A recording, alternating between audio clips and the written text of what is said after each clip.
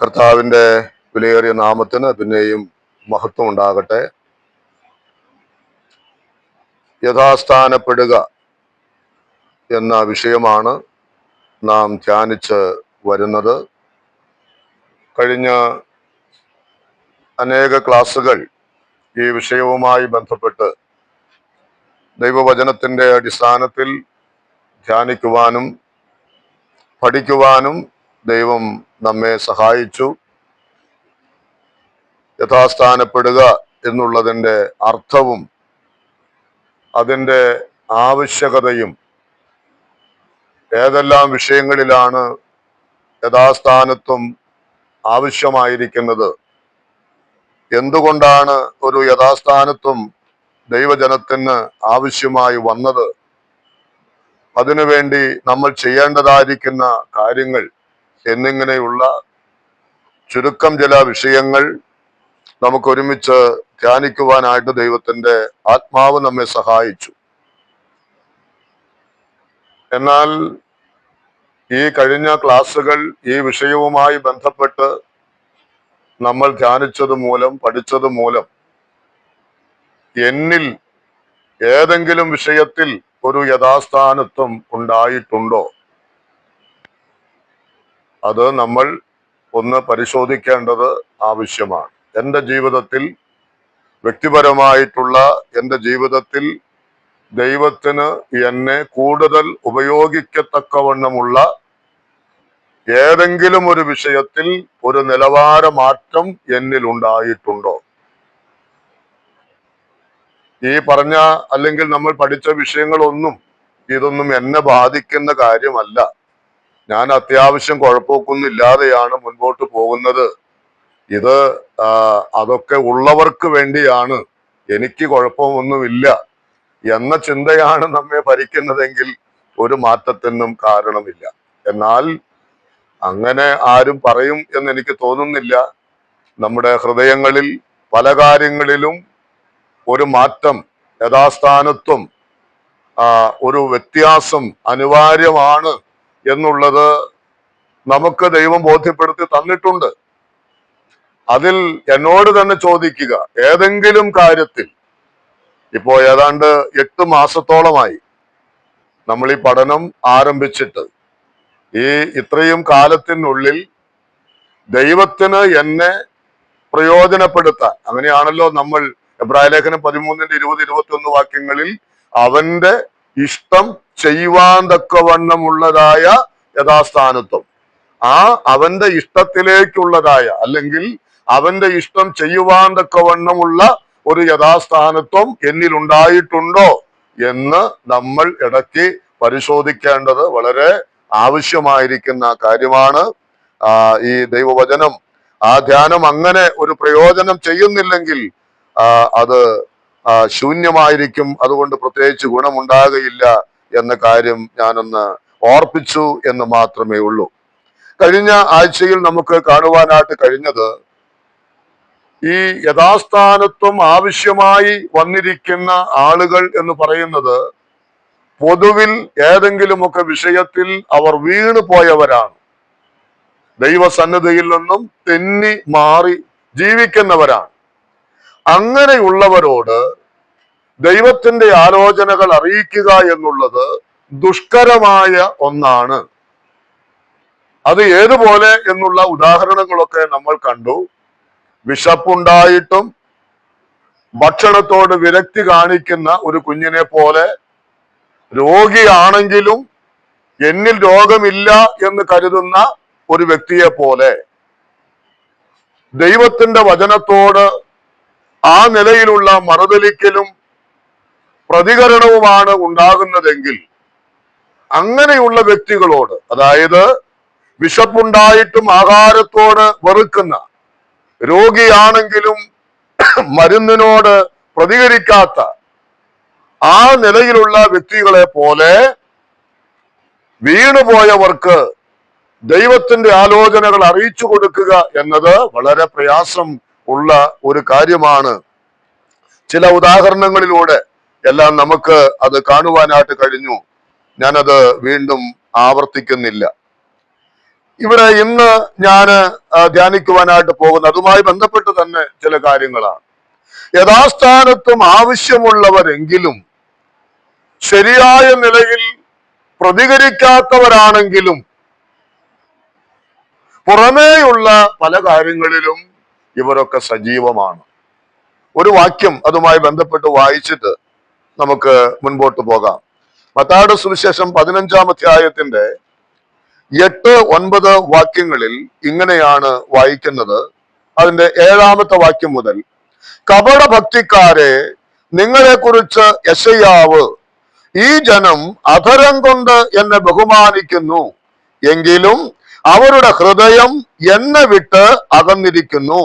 മാനുഷ കൽപ്പനകളായ ഉപദേശങ്ങളെ അവർ പഠിപ്പിക്കുന്നത് കൊണ്ട് എന്നെ വ്യർത്ഥമായി ഭജിക്കുന്നു എന്നിങ്ങനെ പ്രവചിച്ചത് ഒത്തിരിക്കുന്നു.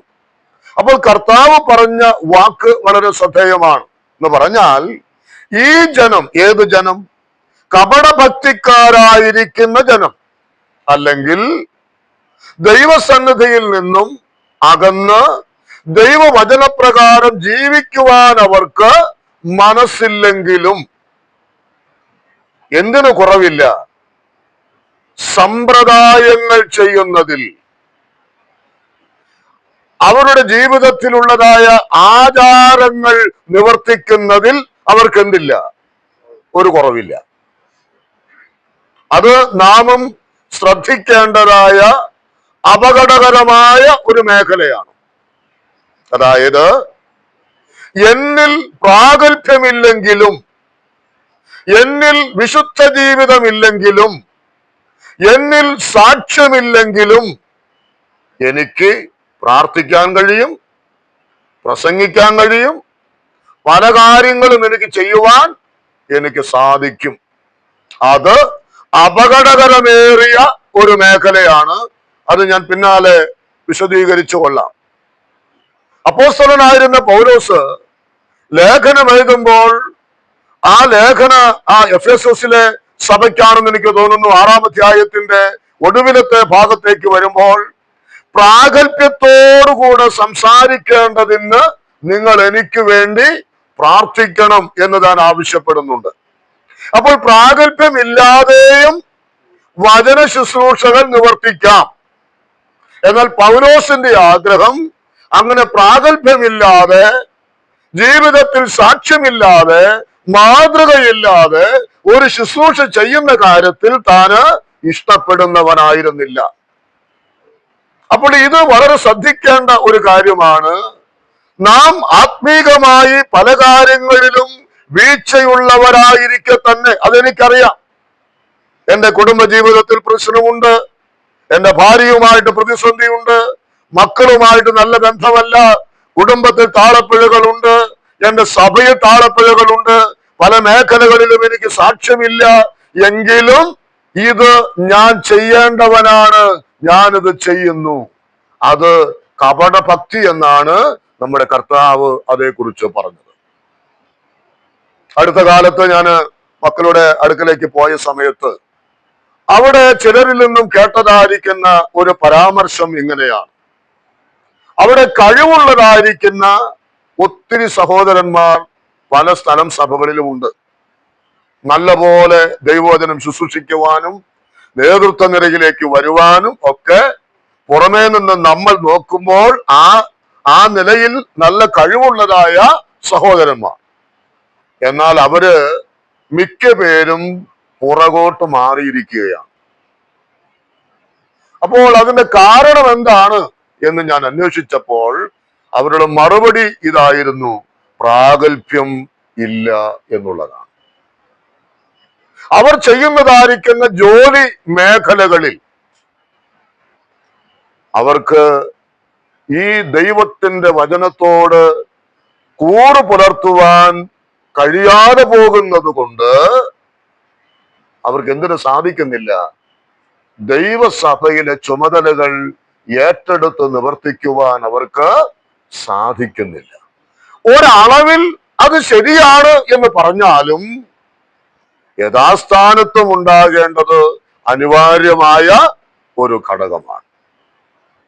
ഇവിടെ നമ്മൾ ചിന്തിക്കേണ്ടത്, നാം മനസ്സിലാക്കേണ്ടത്, ഒരു ഭാഗത്ത് എന്റെ ജീവിതത്തിൽ ക്രമക്കേടുകൾ ഉണ്ട്, എനിക്കറിയാമത്. അതിനെ മറച്ചു വെച്ചുകൊണ്ട് ഞാൻ എന്ത് ചെയ്യാൻ പാടില്ല? ശുശ്രൂഷകൾ ചെയ്യുവാനായിട്ട് പാടുള്ളതല്ല. കർത്താവെ, പാപത്തോടുകൂടെ അശുദ്ധിയോടുകൂടെ ഒരു ശുശ്രൂഷ ചെയ്യാൻ അല്ല, ദൈവസന്നിധിയിൽ നമുക്ക് കുടുംബ പ്രാർത്ഥനയ്ക്ക് പോലും, അല്ലെ, നമ്മൾ ഒരുമിച്ചുള്ളതായ പ്രാർത്ഥന പോലും അത് ദൈവസന്നിധിയിൽ നേരുള്ള ഒരു ഹൃദയത്തോടെ അല്ലെങ്കിൽ ദൈവം അതിനെ വിളിക്കുന്ന പേരെന്താണ്? കപടഭക്തി എന്ന് തന്നെയാണ്. ആരും ശങ്കിക്കേണ്ട.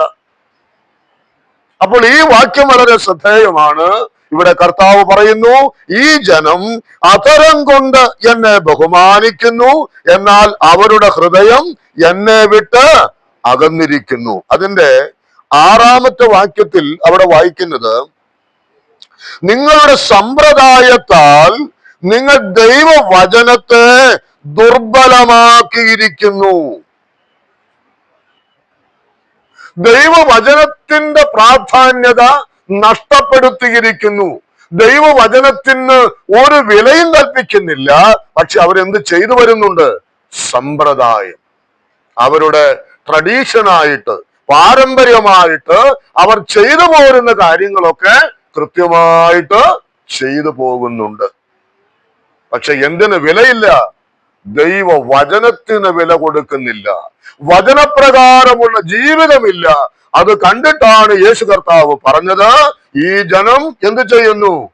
അധരം കൊണ്ടുള്ള ബഹുമാനം മാത്രമേ അവർക്കുള്ളൂ, അവരുടെ ഹൃദയം എന്നെ വിട്ട് വളരെ ദൂരത്താണ്. ഇത് നാമും ചിന്തിക്കണം. പ്രിയ ദൈവമക്കളെ, നമ്മുടെ ഓരോരുത്തരുടെയും കുടുംബങ്ങളിൽ നമുക്കറിയാം, കുറവുകളോ കുറ്റങ്ങളോ ബലഹീനതകളോ വരാത്ത ഒരു ബന്ധങ്ങളല്ല നമ്മുടേത്. അതൊക്കെ ഉണ്ടാകാം, അത് സ്വാഭാവികമാണ്. എന്നാൽ അതിനെന്തുണ്ടാകണം? അതിന് പരിഹാരം ഉണ്ടാകണം. അതിന് പരിഹാരം ഉണ്ടാകാതെ ഞാൻ പ്രാർത്ഥിച്ചാൽ ആ പ്രാർത്ഥന എന്റെ ദൈവം കേൾക്കത്തില്ല. അതില്ലാതെ ഞാൻ കഴിക്കുന്ന ആരാധനയ്ക്ക് സ്വർഗത്തിന്റെ സ്വീകരണം ഉണ്ടാകയില്ല. ഞാനത് പിന്നാലെ ചില വാക്യങ്ങളൊക്കെ വായിച്ച് നമുക്കത് ധ്യാനിക്കുവാൻ ദൈവം നമ്മെ സഹായിക്കട്ടെ. അപ്പൊ ദൈവവചനത്തെ ദുർബലപ്പെടുത്തി അതിനെ വേണ്ട നിലയിൽ അനുസരിക്കുവാൻ കഴിയാതെ പല കാര്യങ്ങളും ചെയ്യുന്നവരെ കണ്ടിട്ട് കർത്താവ് പറഞ്ഞ വാക്കാണ്, ഈ ജനം അധരം കൊണ്ട് എന്നെ ബഹുമാനിക്കുന്നു, പക്ഷേ അവരുടെ ഹൃദയം എന്നെ വിട്ട് വളരെ ദൂരത്തായിരിക്കുന്നു. നമുക്ക് യെശയ്യാ പ്രവചനത്തിലേക്ക് വരാം. അതിന്റെ 1-ാം അധ്യായം, യെശയ്യാ പ്രവചനം 1-ാം അധ്യായത്തിന്റെ 2 മുതൽ 9 വരെയുള്ളതായ വാക്യങ്ങൾ നാം കഴിഞ്ഞ ആഴ്ചയിൽ അതൊന്ന് സ്പർശിച്ച് പോയതാണ്. ആ 9 വരെയുള്ള വാക്യങ്ങൾ എന്ന് പറയുന്നത് അവരുടെ ഹൃദയത്തിന്റെ നിലവാരമാണ് അവിടെ കാണുന്നത്. അവരുടെ അകമേയുള്ളത് എന്താണ്, അതാണ് അവിടെ പ്രതിഫലിപ്പിക്കുന്നത്. നമ്മൾ അവിടെ കണ്ടു, അവരെന്ത് ചെയ്യുന്നു? അവർ ദൈവത്തോട് മത്സരിച്ചിരിക്കുന്നു. ദൈവത്തെ അവർ അറിയുന്നില്ല. അവര് യഹോവയെ ഉപേക്ഷിച്ചിരിക്കുന്നു. അവർ ഇസ്രായേലിന്റെ പരിശുദ്ധനെ നിരസിച്ച് പുറകോട്ട് മാറിക്കളഞ്ഞിരിക്കുന്നു. ഇതവരുടെ അകത്ത്, അവരുടെ ഹൃദയത്തിനകത്ത് സംഭവിച്ചിരിക്കുന്ന കാര്യമാണ്. എന്ത്? ദൈവത്തോടുള്ളതായ നിഷേധം, ദൈവത്തെ ഹൃദയം കൊണ്ട് ഉപേക്ഷിച്ചിരിക്കുന്നതായ അവസ്ഥ, യഹോവയോട് നീരസമുള്ളതായിരിക്കുന്ന അനുഭവങ്ങൾ, ദൈവത്തോട് മത്സരിക്കുന്നതായ ആ മനോഭാവം, ആ ഹൃദയ മനോഭാവമാണ് നാം പിന്നത്തേതിൽ വായിക്കുന്നുണ്ടല്ലോ. അവരുടെ ശരീരം, അല്ല, ശരീരം എന്ന് പറയുന്നത് ഉദാഹരണമാണ് അവിടെ പറഞ്ഞിട്ടുള്ളത്. വ്രണം നിറഞ്ഞതായ ഒരു ശരീരം എന്ന പോലെ അവരുടെ അകത്തളം മാറി എന്നുള്ളതാണ് നമുക്ക് കാണുവാൻ കഴിയുന്നത്. ഇസ്രായേൽ ജനത്തിന്റെ, അവന്റെ ജനമെന്ന് പറയുമ്പോൾ തന്നെ ദൈവത്തോടും ദൈവത്തിന്റെ പ്രവൃത്തികളോടും അവന്റെ വചനങ്ങളോടുമുള്ളതായ നീരസം അവരെ എങ്ങനെ ആക്കി തീർത്തു? അവരെ കണ്ടാൽ അറയ്ക്കത്തക്കവണ്ണം, അവരോട് ആർക്കും ചേരുവാൻ കഴിയാതെ വണ്ണം, ആർക്കും എന്നതിനേക്കാൾ ഉപരി ദൈവത്തിന് അവരെ ഉൾക്കൊള്ളുവാൻ കഴിയാതെ വണ്ണം, ദൈവത്തിന് അവരെ സ്വീകരിക്കുവാൻ കഴിയാതെ വണ്ണം, ദൈവത്തിന് അവരെ കേൾക്കുവാൻ കഴിയാതെ വണ്ണം ആ ജനം എന്തായി കഴിഞ്ഞിരിക്കുന്നു? ഹൃദയം കൊണ്ട് അവർ മാറി നിൽക്കുന്നു. പുതിയ നിയമത്തിലേക്ക് വന്ന് ഒന്ന് രണ്ട് വേദഭാഗം ഒന്ന് ചിന്തിച്ച് നമുക്ക് ഈ വേദഭാഗത്തേക്ക് മടങ്ങി വരാം. റോമാലേഖനത്തിലേക്ക് ഒന്ന് നമുക്ക് വരാം. അതിന്റെ 7-ാം അധ്യായം, റോമാലേഖനം 7-ാം അധ്യായത്തിൽ അതിന്റെ വാക്യങ്ങളിൽ നമുക്ക് പരിചയമുള്ള ഒരു വേദഭാഗമാണ്. പൗലോസ് അപ്പോസ്തലൻ പറയുന്ന വാക്കുകളാണ്. അതിന്റെ 15 മുതൽ 25 വരെയുള്ളതായ വാക്യങ്ങൾ നമുക്കറിയാവുന്നതാണ്. ശ്രദ്ധയോടെ വായിച്ച് മനസ്സിലാക്കേണ്ടതായ വേദഭാഗമാണ്. ഇതിനോട് ചേർത്ത് എന്റെ ധ്യാനത്തിൽ വന്നതുകൊണ്ട് ആ വാക്കുകൾ ഒന്ന് ഓർമ്മപ്പെടുത്തുവാനായിട്ട് ഞാൻ ആഗ്രഹിക്കുന്നു.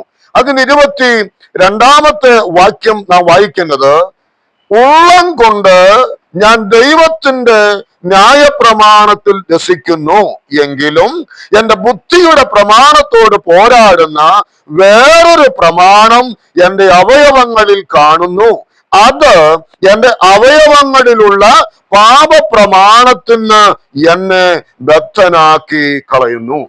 അതിന്റെ 15 മുതലുള്ള വാക്യങ്ങൾ വായിക്കുമ്പോൾ നമുക്കറിയാം, അവിടെ പൗലോസ് പറയുന്നത്, ഇച്ഛിക്കുന്നതായ നന്മ ചെയ്യാൻ എനിക്ക് കഴിയാതെ ഇച്ഛിക്കാത്തതായ തിന്മയത്രേ ഞാന് ചെയ്യുന്നത്. നന്മ ചെയ്യണമെന്ന് എനിക്ക് ആഗ്രഹമുണ്ടെങ്കിലും തിന്മയത്രേ പ്രവർത്തിക്കുവാൻ എനിക്ക് സാധിക്കുന്നത്. താനിരുന്ന് ചിന്തിക്കുകയാണ്, ഇതെന്തുകൊണ്ടാണ് ഇങ്ങനെയുള്ള ഒരു സംഭവം? എനിക്ക് നന്നായി ജീവിക്കണമെന്നുണ്ട്, എനിക്ക് ദൈവത്തെ പ്രസാദിപ്പിക്കണമെന്നുണ്ട്, എനിക്ക് ദൈവത്തിനായി പല കാര്യങ്ങളും യോഗ്യമായിട്ട് ചെയ്യണമെന്ന് എനിക്ക് ആഗ്രഹമുണ്ട്. പക്ഷെ എന്ത് ചെയ്യുന്നില്ല? അതിന് സാധിക്കുന്നില്ല. എന്തായിരിക്കും അതിന്റെ കാരണം? ഇവിടെ 22-ൽ താൻ പറയുന്നു, ഉള്ളം കൊണ്ട് ഞാൻ എന്ത് ചെയ്യുന്നു? ദൈവത്തിന്റെ ന്യായപ്രമാണത്തിൽ രസിക്കുന്നു. എനിക്ക് താല്പര്യമാണ്, എനിക്ക് ഇഷ്ടമുണ്ട്. പക്ഷേ അവിടെ അടുത്ത വാക്ക് വായിക്കുന്നത് എന്താ? എന്റെ ബുദ്ധിയുടെ പ്രമാണത്തോട് പോരാടുന്ന വേറൊരു പ്രമാണം ഞാൻ എൻ്റെ അവയവങ്ങളിൽ കാണും. എന്ന് പറഞ്ഞാൽ ആത്മീകമായിരിക്കുന്ന താല്പര്യങ്ങളെ ഇല്ലായ്മ ചെയ്യത്തക്കവണ്ണം, ആത്മീകമായിരിക്കുന്ന വളർച്ചയെ തടുക്കുവാൻ തക്കവണ്ണമുള്ളതായ ചില പ്രമാണങ്ങൾ, ആ പ്രമാണത്തെ കുറിച്ച് നാം അവിടെ വായിക്കുന്നുണ്ട്. അത് എന്റെ അവയവങ്ങളിൽ പോരാടുന്നതായ പാപത്തിന്റെ പ്രമാണം എന്ന് നാം അവിടെ വായിക്കുന്നുണ്ട്. എന്റെ അവയവങ്ങളിലുള്ള പാപത്തിന്റെ പ്രമാണം. അപ്പോൾ ഒരു ഭാഗത്ത് എന്തുണ്ട്?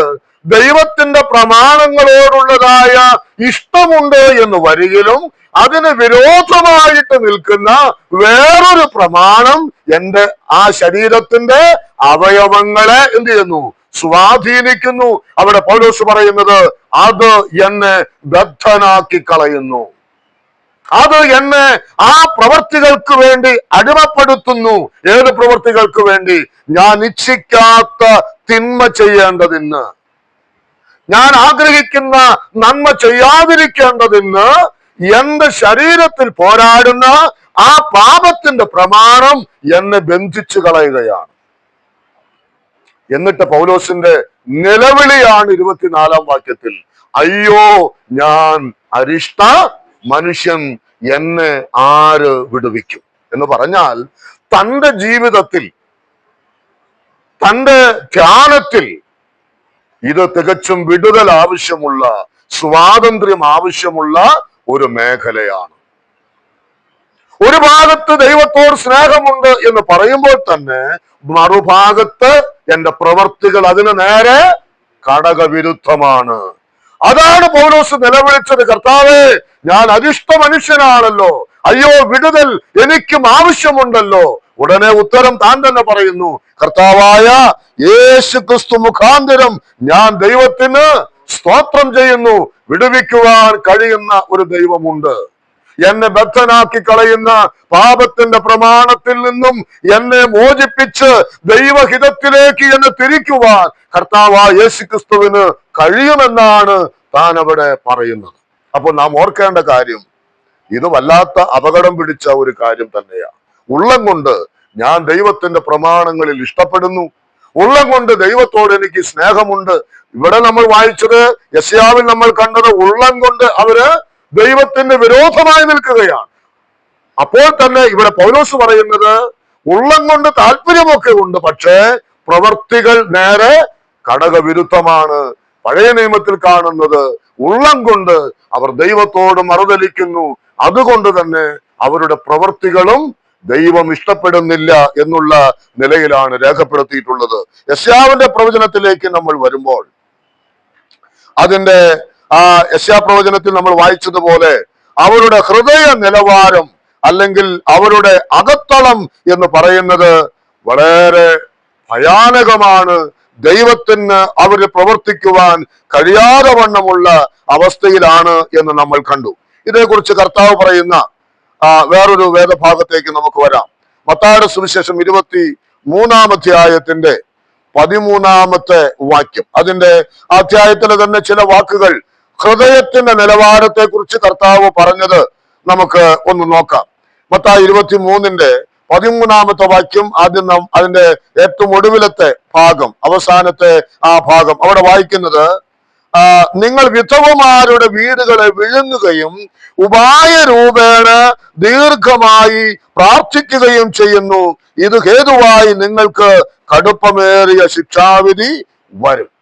അവിടെ കപടഭക്തിക്കാരായ ശാസ്ത്രിമാരോടും പരീശന്മാരോടുമായി കർത്താവ് പറയുകയാണ്, അവർ കപടഭക്തിയാണ് അവർക്കുള്ളത്, പക്ഷെ അവരെന്ത് ചെയ്യും? നന്നായിട്ട് പ്രാർത്ഥിക്കും. അതെങ്ങനെ പ്രാർത്ഥിക്കുന്നു? ഹൃദയത്തിൽ എന്താ അവരുടെ പ്രാർത്ഥനയിൽ? ഉപായമാണ്. വിധവമാരുടെ വീടുകളിൽ കടന്നു ചെന്ന് ഉപായ രൂപേണ അവര് പ്രാർത്ഥിക്കും. പ്രാർത്ഥന അത് പുറത്തേക്ക് വരുന്നതാണ്, പക്ഷെ ഉള്ളത്തിൽ എന്താണ്? ഉള്ളത്തിൽ ഉപായമാണ്. പലതരത്തിലുള്ള കാപട്യം ഉള്ളത്തിൽ വെച്ചുകൊണ്ട് പുറമെ അങ്ങനെയൊന്നുമല്ല, ഞാൻ നിങ്ങൾക്ക് വേണ്ടി ആത്മാർത്ഥമായിട്ടാണ് പ്രാർത്ഥിക്കുന്നത് എന്ന് വരുത്തി തീർക്കുന്നതായിട്ടുള്ള ഒരു പ്രാർത്ഥന. അത് ദൈവം കണ്ടു പറയുന്ന വാക്കാണ് കപട ഭക്തി എന്നുള്ളത്. ഇനി അതിന്റെ 25-ാമത്തെ വാക്യത്തിലേക്ക് നമ്മൾ വരുമ്പോൾ, 25-ാമത്തെ വാക്യത്തിൽ വരുന്നുണ്ട്, നിങ്ങൾ കിണ്ടി കിണ്ണങ്ങളുടെ പുറം വെടിപ്പാക്കുന്നു, അകത്ത് കവർച്ചയും അതിക്രമവും നിറഞ്ഞിരിക്കുന്നു. എന്താണ്? അകത്ത് കവർച്ചയും അതിക്രമവും നിറഞ്ഞിരിക്കുന്നു. പരീശന്മാരും ശാസ്ത്രിമാരും പുറമേ ഉള്ളതിനെ നന്നാക്കാനായിട്ട് ശ്രമിക്കുമ്പോൾ കർത്താവ് പറയുന്നു, നിങ്ങളുടെ അകം എങ്ങനെയുണ്ട്? അകത്തെന്താണ്? അതിക്രമവും കവർച്ചയുമാണ്. അകത്ത് കാണുന്നതല്ല പുറത്ത് കാണുന്നത്. അതിന്റെ 27-ാമത്തെ വാക്യം, അവിടെ നിങ്ങൾ വെള്ള തേച്ച ശവക്കല്ലറുകളോട് നിങ്ങൾ ഒത്തിരിക്കുന്നു. അവ പുറമെ അഴകായി ശോഭിക്കുന്നെങ്കിലും അകമേ ചത്തവരുടെ അസ്ഥികളും സകലവിധ അശുദ്ധിയും നിറഞ്ഞിരിക്കുന്നു. പുറമെ അഴകാണെങ്കിലും അകം എന്താണ്? ഒരു ശവക്കുഴിക്ക് തുല്യമാണ്. അകം നാറുന്നതായ അനുഭവമാണ് എന്ന് നമ്മൾ വായിക്കുന്നു. ഇനി മത്തായിയുടെ സുവിശേഷം തന്നെ 15-ാം അധ്യായത്തിന്റെ 18 മുതൽ 20 വരെയുള്ള വാക്യങ്ങളിൽ, 15-ാം അധ്യായം അതിന്റെ 18 മുതൽ 20 വരെയുള്ള വാക്യങ്ങളിൽ, വായിൽ നിന്ന് പുറപ്പെടുന്നതോ ഹൃദയത്തിൽ നിന്ന് വരുന്നു, അത് മനുഷ്യനെ അശുദ്ധമാക്കുന്നു. എങ്ങനെയെന്നാൽ ദുശ്ചിന്ത, കൊലപാതകം, വ്യഭിചാരം, പരസംഗം, മോഷണം, കള്ളസാക്ഷ്യം, ദൂഷണം എന്നിവ ഹൃദയത്തിൽ നിന്ന് പുറപ്പെടുന്നു. മനുഷ്യനെ അശുദ്ധമാക്കുന്നത് ഇതത്രേ. അപ്പോൾ അകമേയാണ് പ്രശ്നങ്ങൾ, അകത്താണ് കാര്യങ്ങളൊക്കെ ഉള്ളത്. അകമാണ് ദൈവത്തിന്റെ മുൻപാകെ അശുദ്ധമായി ഇരിക്കുന്നത് എന്നാണ് ഇവിടെ നമ്മൾ കാണുവാനായിട്ട് കഴിയുന്നത്. ഇനി മത്തായിയുടെ സുവിശേഷത്തിന്റെ 23-ന്റെ അതിന്റെ 23-ാമത്തെ വാക്യത്തിന്റെ ഒടുവിൽ, 23-ന്റെ 23-ാമത്തെ വാക്യത്തിന്റെ ഒടുവിലും നമ്മൾ കാണുന്ന ഒരു വാക്കുണ്ട്. അവിടെ വായിക്കുന്നത്, ന്യായം, കരുണ, വിശ്വസ്തത, ഇങ്ങനെ ന്യായപ്രമാണത്തിൽ ഘനമേറിയവ ത്യജിച്ചു കളയുന്നു. ഇതെല്ലാം തന്നെ ഈ കപടഭക്തിക്കാരുടെ അകം എന്താണെന്ന് കാണിക്കുന്ന സ്വഭാവങ്ങളാണ്. അത് നമ്മൾ ചിന്തിക്കണം. അകമേ ഉപായം, അകമേ ലംഘനം, അകമേ ദൈവത്തിന്റെ ന്യായപ്രമാണം അനുസരിക്കാനുള്ള താല്പര്യമില്ലായ്മ. അതിനെ ദൈവം വിളിക്കുന്ന പേരാണെന്ത്? കപട ഭക്തിക്കാര് എന്നുള്ളതാണ്. അത് നമ്മൾ ചിന്തിച്ച് നമ്മുടെ ജീവിതം ദൈവസന്നിധിയിൽ ഏറ്റവും യോഗ്യമായിരിക്കുവാൻ തക്കവണ്ണം ദൈവത്തിന്റെ ആത്മാവ് നമ്മെ സഹായിക്കട്ടെ. ഇങ്ങനെയാണ് അവരുടെ ഹൃദയം എന്നിരിക്കലും. എങ്ങനെ? ഈ നിലയിൽ കപടഭക്തി കൊണ്ട് ആണ് അവരുടെ ഹൃദയം നിറഞ്ഞിരിക്കുന്നതെങ്കിലും യെശയ്യാപ്രവചനം 1-ാം അധ്യായം അതിന്റെ 10-ാമത്തെ വാക്യം മുതൽ 20-ാമത്തെ വാക്യം വരെ നമ്മൾ വായിക്കുമ്പോൾ കാണുന്ന ചില കാര്യങ്ങളുണ്ട്. അവിടെ എല്ലാം ഒന്നും വായിക്കാൻ നമ്മുടെ മുമ്പിൽ സമയം അനുവദിക്കുന്നില്ല. ഞാനിങ്ങനെ ഓടിച്ചു പറയാം. അവിടെ 11-ാമത്തെ വാക്യത്തിൽ അതിന്റെ 11-ാമത്തെ വാക്യത്തിൽ ഹനനയാഗങ്ങളുടെ ബാഹുല്യം. അവരെന്ത് കഴിക്കുന്നുണ്ട്? അവര് ഹനനയാഗങ്ങൾ കഴിക്കുന്നുണ്ട്. പിന്നെ തടിപ്പിച്ച മൃഗങ്ങൾ, അതൊക്കെയാണല്ലോ യാഗത്തിന് ഉപയോഗിക്കുന്നത്. 13-ാം വാക്യത്തിൽ എന്താ കൊണ്ടുവരുന്നത്? ധൂപം. നിങ്ങൾ വ്യർത്ഥമായുള്ള കാഴ്ച കൊണ്ടുവരരുത്, ധൂപം എനിക്ക് വെറുപ്പാകുന്നു. അവർക്ക് എന്തുണ്ട്? കാഴ്ചകൾ, വഴിപാടുകൾ അവർ ആലയത്തിലേക്ക് കൊണ്ടുവരുന്നുണ്ട്. അവർ ധൂപം അവിടെ അർപ്പിക്കുന്നുണ്ട്. പിന്നെ സഭായോഗങ്ങൾ അവര് കൂടുന്നുണ്ട്. സഭായോഗങ്ങളും അവര് കൂടുന്നുണ്ട്. അതിന്റെ 15-ാമത്തെ വാക്യത്തിൽ അവർ വളരെ കൈകളെ മലർത്തി അവർ പ്രാർത്ഥിക്കുന്നുമുണ്ട്. ഇതാരാ ചെയ്യുന്നത്? അകം ദൈവവുമായിട്ട് ബന്ധമില്ല. അകം ദൈവത്തിന്റെ വചനത്തോട് മറുതലിക്കുന്നു. അകമേ ദൈവത്തിന്റെ ഇഷ്ടം ചെയ്യുവാൻ താല്പര്യമില്ല. എന്നാൽ പുറമേ എന്തുണ്ട്? ഹനനയാഗങ്ങളുണ്ട്, വഴിപാടുകൾ കഴിക്കുന്നുണ്ട്, പിന്നെ ധൂപമർപ്പിക്കുന്നുണ്ട്. ഇതിനൊക്കെ ഞാൻ ഓർത്തു, ഇതൊന്നും ചെലവില്ലാത്ത കാര്യമൊന്നുമല്ല, അല്ലേ? ഒരു ഇസ്രായേല്യൻ ഹനനയാഗം അർപ്പിക്കണമെങ്കിൽ അവിടെ നാം വായിക്കുന്നുണ്ട്, തടിപ്പിച്ച മൃഗങ്ങളുടെ മേധസ്സും ഒക്കെ ആയിട്ടാണ് എന്ത് ചെയ്യുന്നത്? ആലയത്തിലേക്ക് വന്ന് യാഗം അർപ്പിക്കുന്നത്. വളരെ ചെലവുണ്ട്. അകം ശരിയല്ലെങ്കിലും പുറമെ പണം ചെലവഴിക്കാൻ ഈ കപടഭക്തിക്കാർക്ക് ഒരു മടിയുമില്ല. ജീവിതം ആകപ്പാട് തരികിടയാണ്.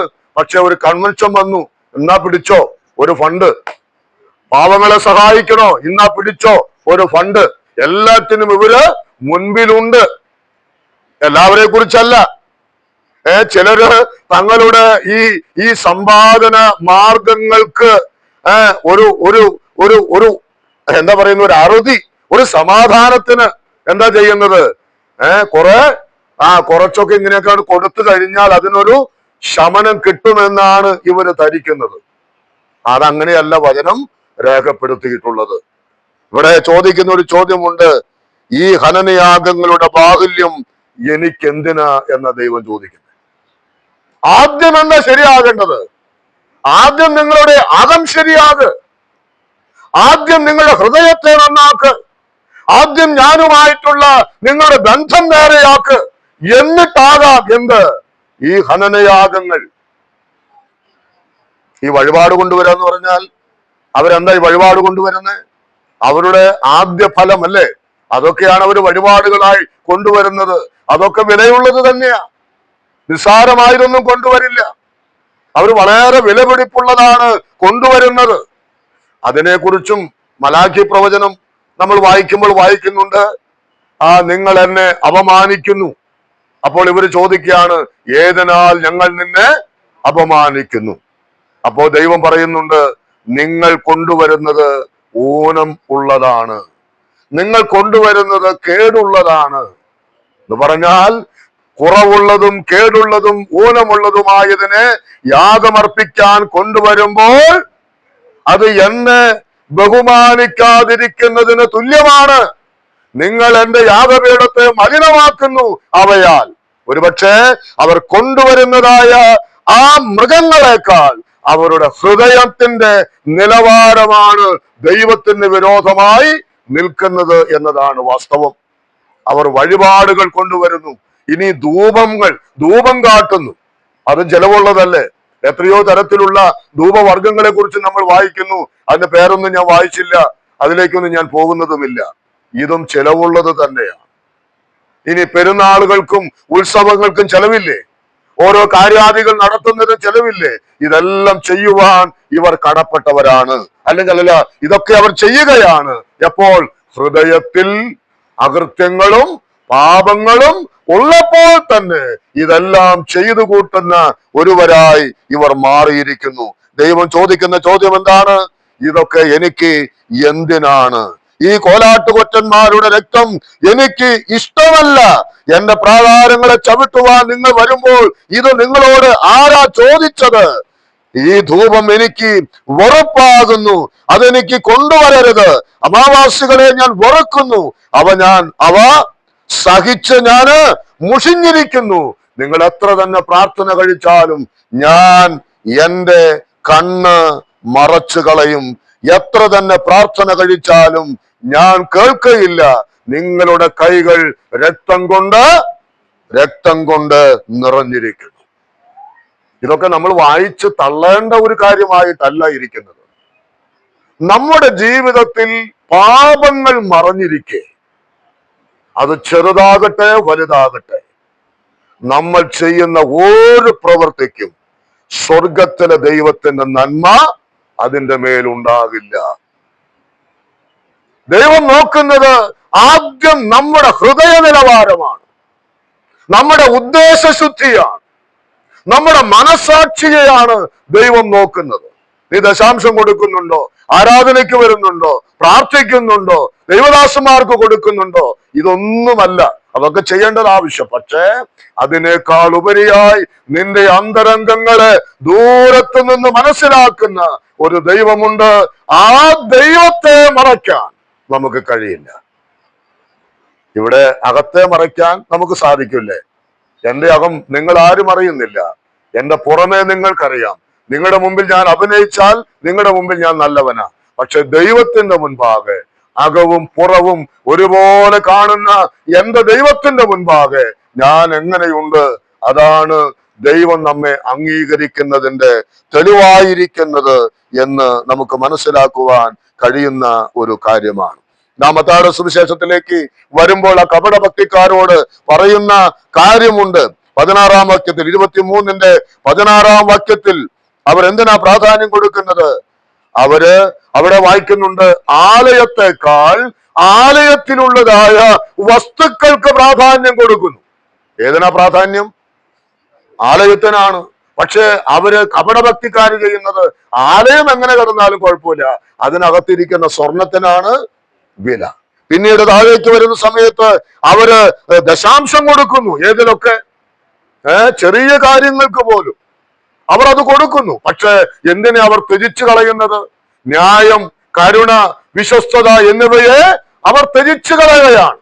എന്നിട്ട് കർത്താവ് പറയുന്ന കാര്യമുണ്ട്, കൊതുകിനെ നിങ്ങൾ ഒരു ഗ്ലാസ് വെള്ളം കുടിക്കുന്ന സമയത്ത് അത് അരിക്കുകയാണ്. അരിക്കുമ്പോൾ എന്ത് കാണുന്നു? ഒരു കൊതുക്. അത് ആ വെള്ളം കുടിക്കുമ്പോൾ കാണാൻ പാടില്ല. പക്ഷെ ആ വെള്ളത്തിൽ എന്ത് കടന്നാൽ അവിടെ ആടല്ല, ഒരു ഒട്ടകത്തെ ആണ് കാണുന്നതെങ്കിൽ ഒരു കുഴപ്പമില്ല, അതിനെ അങ്ങ് വിഴുങ്ങും എന്ന് പറഞ്ഞാൽ അതൊക്കെ ആക്ഷരികമായിട്ട് കൊതുകിനെയോ ഒട്ടകത്തെയോ അല്ല. ചെറിയ ചെറിയ കാര്യങ്ങളിൽ നമ്മൾ എന്താണ്? വലിയ ആത്മീയത്വമൊക്കെ കാണിക്കും. വലിയ വലിയ കാര്യങ്ങളൊക്കെ വരുന്ന സമയത്ത് നമ്മള് കണ്ണടയ്ക്കും. അതൊന്നും എന്നെ ബാധിക്കുന്ന കാര്യം അല്ല. അതാണ് കപടഭക്തി എന്ന് പറയുന്നത്. നമ്മൾ ചെറിയ കാര്യത്തിലായാലും വലിയ കാര്യത്തിലായാലും ഒരുപോലെ വേണം നമ്മുടെ കാഴ്ചപ്പാടുകൾ. കൊതുകിന്റെ കാര്യമായാലും ഒട്ടകത്തിന്റെ കാര്യമായാലും നമ്മുടെ ആത്മീക നിലവാരത്തിൽ അത് കാണേണ്ടത് വളരെ ആവശ്യമാണ്. ഇനി കിണ്ടികിണ്ണങ്ങളുടെ പുറം, നമ്മുടെ വീട്ടിലും പണ്ടൊക്കെ ഉണ്ടല്ലോ, കരകം, കോളാമ്പി ഇങ്ങനെയുള്ള സാധനങ്ങളുടെ ഒക്കെ പുറം ഇങ്ങനെ തേച്ച് മിനുക്കി. പക്ഷെ ഉള്ളിലോ ഒരു കോളാമ്പിയുടെ അകത്തേക്ക് നോക്കാൻ പറ്റുമോ? ഇതുപോലെയാണ് എന്ത്? മനുഷ്യ ഹൃദയങ്ങൾ. യഹൂദന്മാര് നോക്കിയിട്ട് പറയുകയാണ്, നിങ്ങളുടെ ഹൃദയം ഈ നിലവാരമാണ്. നമ്മെ നോക്കിക്കൊണ്ടെന്ന് പറയും. നമ്മുടെ അകം, അതാണ് പ്രധാനം. നമ്മുടെ അകമേയുള്ളതായ മനോഭാവങ്ങൾ വളരെ പ്രധാനമാണ്. അതുപോലെ തന്നെ മത്തായി 23:27 അവിടെ വായിക്കുന്നുണ്ട്, നിങ്ങൾ വെള്ള തേച്ച പുറമേ നിങ്ങൾ വെള്ളയാണ്, പുറമേ നിങ്ങൾ വെള്ള വസ്ത്രധാരികളാണ്, പക്ഷെ നിങ്ങളുടെ അകം അത് ചീഞ്ഞു നാടുകയാണ്. അത് ശവക്കുഴിക്ക് സമാനമാണ്. അത് തുറക്കുവാനായിട്ട് നിവൃത്തിയില്ല. നേരത്തെ വായിച്ചു കേട്ടതുപോലെ ഹൃദയം നിറഞ്ഞു കവിയുന്നത് വായിൽ നിന്ന് വലിയ നാറ്റമായി പുറത്തു വരികയാണ്. വായ് തുറന്നാൽ എന്താ പറയേണ്ടതെന്ന് അറിയാത്ത നിലയിൽ നമ്മൾ പറഞ്ഞു പോകുകയാണ്. കണ്ണു തുറന്നാൽ എന്തൊക്കെ കാണണം, വേണ്ടാത്തതെല്ലാം നമ്മൾ കാണുകയാണ്, വേണ്ടാത്തതെല്ലാം നമ്മൾ കേൾക്കുകയാണ്, വേണ്ടാത്ത പ്രവൃത്തികളിലേക്കെല്ലാം നമ്മൾ ചെന്ന് പെടുകയാണ്. എന്നിട്ട് എന്ത് ചെയ്യുന്നു? നമ്മൾ പ്രാർത്ഥിക്കുന്നു. ഇന്ന് നമ്മുടെ ഭാഷയിൽ പറഞ്ഞാൽ പ്രാർത്ഥിക്കുന്നു, ആരാധനയ്ക്ക് വരുന്നു, സ്തോത്ര കാഴ്ചയിടുന്നു, പല ശുശ്രൂഷകളിൽ നമ്മളൊക്കെ ഏർപ്പെടുകയാണ്. പക്ഷെ ഹൃദയം, അതിന്റെ നിലവാരം എങ്ങനെയുണ്ട് എന്ന കാര്യം നമ്മൾ പലപ്പോഴും മറന്നു പോകുകയാണ്. ഇത് വലിയ സങ്കടകരമായ അനുഭവമാണ് എന്നുള്ളത് നമ്മൾ മനസ്സിലാക്കണം. വളരെ അപകടകരമേറിയ ഒരവസ്ഥയാണ് ഇത് എന്നുള്ള കാര്യവും നമ്മൾ മനസ്സിലാക്കണം. ഇങ്ങനെ ചെയ്യുമ്പോൾ, അതായത് അകം വലിയ മാനസാന്തരത്തിന് ആവശ്യമുള്ള അവസ്ഥയിലായിരിക്കുമ്പോഴും അതിന് ഇട നൽകാതെ കർത്താവിനെന്ന പോലെ അനേക പ്രവർത്തികൾ നമ്മൾ ചെയ്യുമ്പോൾ അത് നാശത്തിന് കാരണമാണ് എന്നുള്ളത് നമ്മൾ മനസ്സിലാക്കണം. ദൈവം നമ്മോട് ചോദിക്കുന്നതും ദൈവം നമ്മോട് ആവശ്യപ്പെടുന്നതും പുറമേയുള്ള കാര്യങ്ങൾ അല്ല, പുറമേയുള്ളതല്ല. നിന്റെ അകം എങ്ങനെ ഇരിക്കുന്നു? അകം വിശുദ്ധമാണെങ്കിൽ പുറവും വിശുദ്ധമായി തന്നെ ദൈവത്തിനായി കൈകാര്യം ചെയ്യുവാൻ നമുക്ക് സാധിക്കുന്നതാണ്. അങ്ങനെയുള്ള യാഗങ്ങളെ ദൈവം പ്രസാദിക്കും. അങ്ങനെയുള്ള പ്രാർത്ഥനകൾക്ക് ദൈവം ഉത്തരം നൽകും. എന്തുകൊണ്ട് എന്റെ പ്രാർത്ഥനയ്ക്ക് ഉത്തരമില്ല? അതിന്റെ കാരണക്കാരൻ ദൈവമല്ല, നാം തന്നെയാണ്. അതുകൊണ്ട് ഈ രാത്രിയിലും നമുക്ക് നമ്മെ തന്നെ ദൈവകരങ്ങളിൽ സമർപ്പിക്കുവാനും പ്രാർത്ഥിക്കുവാനും ഇടയാകട്ടെ. ഒരു വാക്യം കൂടെ മാത്രം വായിച്ച് നമുക്ക് അവസാനിപ്പിക്കാം. അതിന്റെ 18-ാമത്തെ വാക്യം നാം ഇങ്ങനെയാണല്ലോ വായിക്കുന്നത്. യെശയ്യാവ് 1:18, വരുവിൻ നമുക്ക് തമ്മിൽ വാദിക്കാം എന്ന് യഹോവ അരുളി ചെയ്യുന്നു. ആ വാക്കിന്റെ മറ്റൊരു തർജ്ജമ ഇപ്രകാരമാണ്, വരുവിൻ നമുക്ക് തമ്മിൽ പറഞ്ഞു തീർക്കാം എന്നാണ്. വരുവിൻ നമുക്ക് തമ്മിൽ പറഞ്ഞു തീർക്കാം. നിന്റെ പാപം എത്ര കടും ചുവപ്പ് ആയിരുന്നാലും ഞാനത് ഹിമം പോലെ വെളുപ്പിക്കും, രക്താംബരം പോലെ ചുവപ്പായിരുന്നാലും പഞ്ഞി പോലെ ആയിത്തീരും. അതാണ് ദൈവത്തിന്റെ വചനം. ഇന്ന് എന്റെ ഹൃദയം ഇങ്ങനെയാണ്, എന്റെ അകം ഇങ്ങനെയാണ്, അയ്യോ ഞാനൊരു കപടഭക്തിക്കാരനാണ്, എനിക്ക് എന്താ ചെയ്യാൻ പറ്റുന്നത്? കർത്താവ് ആവശ്യപ്പെടുന്നത് എന്താ? വരുവിൻ നമുക്ക് തമ്മിൽ പറഞ്ഞു തീർക്കാം, പറഞ്ഞു തീർക്കാം. കർത്താവിന്റെ സന്നിധിയിലേക്ക് ചെന്ന്, കർത്താവേ, ഇന്ന കാര്യങ്ങളിൽ ഞാൻ തെറ്റിപ്പോയവനാണ്, എന്റെ ഹൃദയത്തിൽ അകൃത്യം കരുതിയിരിക്കെ ഞാൻ അങ്ങേക്ക് വേണ്ടി പല കാര്യങ്ങളും ചെയ്തു, അതങ്ങ് സ്വീകരിച്ചിട്ടില്ല, അതിന് പ്രതിഫലവുമില്ല എന്നത് ഞാൻ മനസ്സിലാക്കുന്നു, എന്നോട് ക്ഷമിക്കണം എന്ന് ദൈവസന്നിധിയിൽ നമ്മെ തന്നെ താഴ്ത്തുവാനും പ്രാർത്ഥിക്കുവാനും നമുക്ക് കഴിയുമെങ്കിൽ ദൈവത്തിന്റെ നന്മ അനുഭവിക്കാൻ കഴിയും. താഴെ വായിക്കുന്നുണ്ട് 19-ാമത്തെ വാക്യത്തിൽ, നിങ്ങൾ മനസ്സ് വെച്ച് കേട്ടനുസരിക്കുന്നുവെങ്കിൽ ദേശത്തിലെ നന്മ അനുഭവിക്കും, മറുത്ത് മത്സരിക്കുന്നുവെങ്കിലോ നിങ്ങൾ വാളിന് ഇരയായിത്തീരും. ദൈവം കൈവിടപ്പെടുന്ന ഒരവസ്ഥയുണ്ടാകും. അതിനേക്കാൾ നല്ലത് നമ്മുടെ വ്യക്തിപരമായ ജീവിതത്തിൽ ഈ കർത്താവിനോട് അകന്നു പോയിട്ടുള്ള മേഖലകളിൽ നിന്ന് ദൈവത്തിലേക്ക് അടുത്തു ചെല്ലുവാനുള്ള, മടങ്ങി വരുവാനുള്ള ആഹ്വാനം ദൈവം നൽകുമ്പോൾ അതിനെ അനുസരിക്കുവാൻ വചനം അനുസരിക്കുന്നുവെങ്കിൽ ദേശത്തിലെ നന്മ അനുഭവിക്കും. മറുത്ത് മത്സരിക്കുന്നുവെങ്കിൽ ശിക്ഷാവിധിക്ക് അതിന് അർഹമായിട്ട് തീരുമെന്നുള്ളത് മനസ്സിലാക്കുക. ഈ വചനങ്ങളും നമ്മുടെ ജീവിതത്തിൽ ഒരു യഥാസ്ഥാനത്വത്തിലേക്ക് നയിക്കുവാൻ, ദൈവത്തിന് നമ്മെ ഉപയോഗിക്കുന്ന തലത്തിലേക്ക് മാറ്റപ്പെടുവാൻ ഇടയാകട്ടെ എന്ന പ്രാർത്ഥനയോടുകൂടെ ഇന്നത്തെ ശുശ്രൂഷ അവസാനിപ്പിക്കുന്നു. ദൈവനാമം വാഴ്ത്തപ്പെടുമാറാകട്ടെ.